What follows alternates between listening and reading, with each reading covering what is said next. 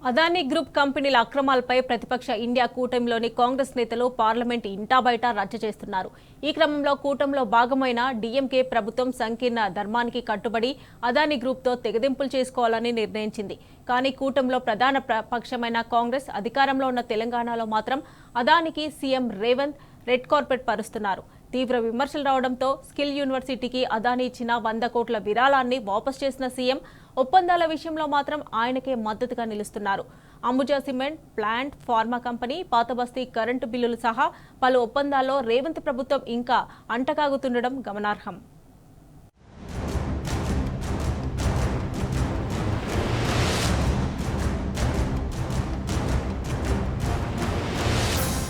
ప్రముఖ పారిశ్రామికవేత్త అదానీ విషయంలో కేంద్రంలోని కాంగ్రెస్ పార్టీ, రాష్ట్రంలోని కాంగ్రెస్ ప్రభుత్వం అనుసరిస్తున్న వైఖరికి ఎక్కడా పొంతన కుదరడం లేదు. అదానీ వ్యవహారంపై ప్రతిపక్ష ఇండియా కూటమి నేతలు నిత్యం కేంద్రంపై దాడి చేస్తుంటే రాష్ట్రంలోని రేవంత్ ప్రభుత్వం మాత్రం అదానీతో చెట్టాపట్టాలు వేసుకొని తిరుగుతోంది. ఇక ప్రతిపక్ష కూటమిలోని డీఎంకే పార్టీ మాత్రం సంకీర్ణ ధర్మానికి కట్టుబడి అదానీతో తెగదెంపులకు సిద్ధమైతే కాంగ్రెస్ విధానాల్ని పాటించాల్సిన రేవంత్ ప్రభుత్వం మాత్రం అందుకు విరుద్ధంగా అదానీతో చేసుకున్న ఒప్పందాలను కొనసాగిస్తున్నది. స్మార్ట్ మీటర్ల పేరిట విద్యుత్ రంగంలో విస్తరించాలనుకుంటున్న అదానీ గ్రూప్ కు తమిళనాడు సర్కార్ కరెంటు షాక్ ఇచ్చింది. 2023 ఆగస్టులో అదానీ గ్రూప్ నకు చెందిన అదానీ ఎనర్జీ సొల్యూషన్స్ లిమిటెడ్ తో చేసుకున్న స్మార్ట్ మీటర్ల ఒప్పందాన్ని రద్దు చేస్తున్నట్టు వెల్లడించింది. ఈ మేరకు 2024 డిసెంబర్ 27న టెండర్లను రద్దు చేసినట్టు Tamil Nadu generation and distribution corporation తెలిపింది.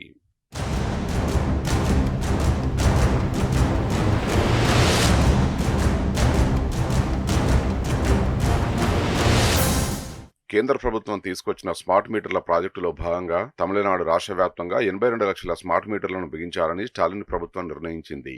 ఈ క్రమంలో స్మార్ట్ మీటర్ల కోసం 2023 ఆగస్టులో బిడ్డింగ్ నిర్వహించారు. ఈ బిడ్డింగ్ లో అదానీ గ్రూప్ నకు చెందిన ఏఈఎస్ఎల్ కంపెనీ మిగతా కంపెనీల కంటే తక్కువ ధరను కోట్ చేసింది.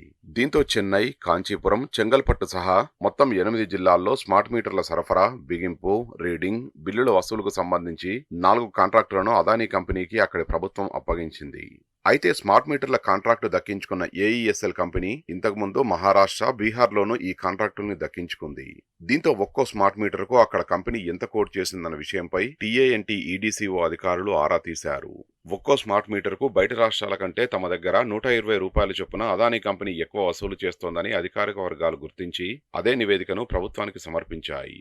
నివేదికల్ని పరిశీలించిన ప్రభుత్వం అదానీ గ్రూప్నకు ఇచ్చిన మొత్తం 4 స్మార్ట్ మీటర్ కాంట్రాక్టుల్ని తాజాగా రద్దు చేసింది.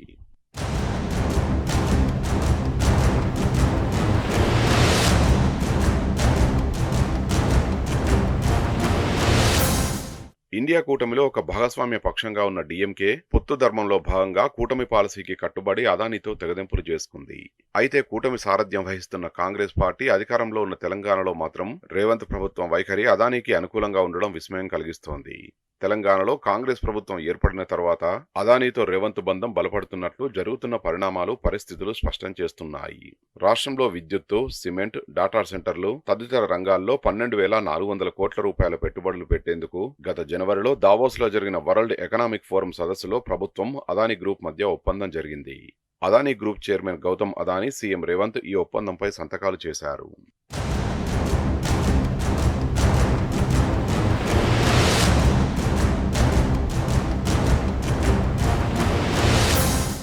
డాటా సెంటర్ ఏర్పాటుకు 5,000 కోట్లు, గ్రీన్ ఎనర్జీకి సంబంధించిన 2 పంప్ స్టోరేజ్ ప్రాజెక్టుల ఏర్పాటుకు 5,000 కోట్లు, రక్షణ రంగంలో R&D ఎకోసిస్టమ్ ఏర్పాటుకు 1,000 కోట్లు, సిమెంట్ ప్లాంట్ ఏర్పాటుకు 1,400 కోట్లు పెట్టుబడి పెట్టనున్నట్లు కంపెనీ తెలిపింది. ఇప్పటికే అదానీకి చెందిన అంబుజా సిమెంట్ రామన్నపేటలో సిమెంట్ ప్లాంట్ ఏర్పాటుకు సన్నాహాలు చేస్తోంది. సిమెంట్ పరిశ్రమ వద్దంటూ స్థానికులు ఎన్ని నిరసనలు చేపట్టినా రేవంత్ సర్కార్ మాత్రం ఏకపక్షంగానే ముందుకు వెళ్తోంది. మరోవైపు రాష్ట్రంలో విద్యుత్ పంపిణీ వ్యవస్థను ఇప్పటికే అదానీకి అప్పగించినట్టు వార్తలొస్తున్నాయి. ఆ గ్రూప్ నకు చెందిన సిబ్బంది ఇటీవల పాతబస్తీలో కరెంటు మీటర్ల వివరాలను సేకరించడాన్ని స్థానికులు తీవ్రంగా వ్యతిరేకించారు. ఇక రాష్ట్రంలో ఏర్పాటు చేస్తున్న స్కిల్ యూనివర్సిటీకి అదానీ గ్రూప్ 100 కోట్ల విరాళం ఇవ్వడం, దీనిపై సర్వత్రా విమర్శలు రావడంతో రేవంత్ ప్రభుత్వం ఆ విరాళాన్ని ఇష్టం లేకపోయినా వెనక్కి ఇస్తున్నట్లు ప్రకటించడం తెలిసిందే.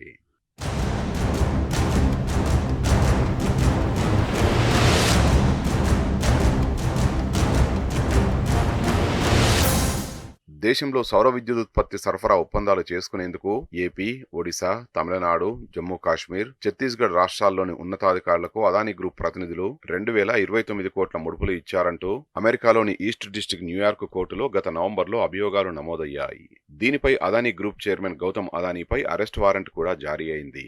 అలాగే అదానీ గ్రూప్ కంపెనీల్లో అవకతవకలు జరిగాయంటూ అమెరికా షార్ట్ సెల్లర్ హిండెన్బర్గ్ కూడా గతంలో ఆరోపించింది. ఈ నేపథ్యంలో అదానీ అక్రమాలపై చర్చించాలని పార్లమెంటు శీతాకాల సమావేశాల్లో ప్రతిపక్ష ఇండియా కూటమి నేతలు కేంద్రాన్ని పట్టుబట్టారు. కూటమిలోని ప్రధాన పార్టీ కాంగ్రెస్ నేతలు అదానీ చర్యలను ఎండగట్టారు.